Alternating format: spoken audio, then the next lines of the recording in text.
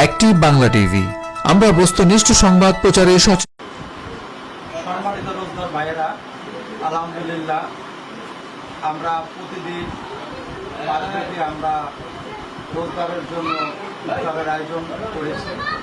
গতবারও আপনারা জানেন যে আমরা 100 জনের প্রতিদিনের ইফতারের আয়োজন করেছিলাম।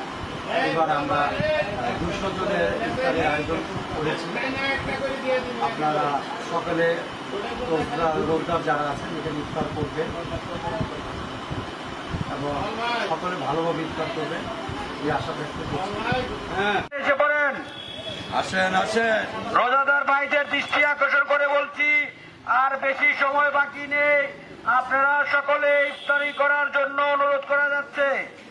আপনাদের সকলকে অনুরোধ করা যাচ্ছে, ইফতারি করে যান। রোজাদার ভাই, পথচারী ভাই, সকলের দৃষ্টি আকর্ষণ করে বলছি। পবিত্র মাহে রমজান উপলক্ষে সর্বস্তরের রোজাদার ব্যক্তিদের জন্য মাসব্যাপী ইফতারের আয়োজন করলেন কদমতলী থানার আওতাধীন 7 নং ওয়ার্ড আওয়ামী লীগ সাধারণ সম্পাদক পদপ্রার্থী মোহাম্মদ উজ্জ্বল আহমেদ। তিনি সাবেক সাংগঠনিক সম্পাদক, বাংলাদেশ ছাত্রলীগ, শ্যামপুর থানা ও সাবেক সাংগঠনিক সম্পাদক, আর.কে চৌধুরী বিশ্ববিদ্যালয়, কলেজ ছাত্রলীগের দায়িত্বে ছিলেন।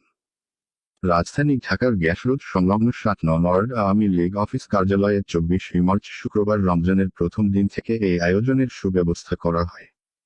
এ সময় মিলাদ ও দোয়ার মধ্য দিয়ে মাসব্যাপী ইফতার আয়োজনের শুভ উদ্বোধন করা হয়।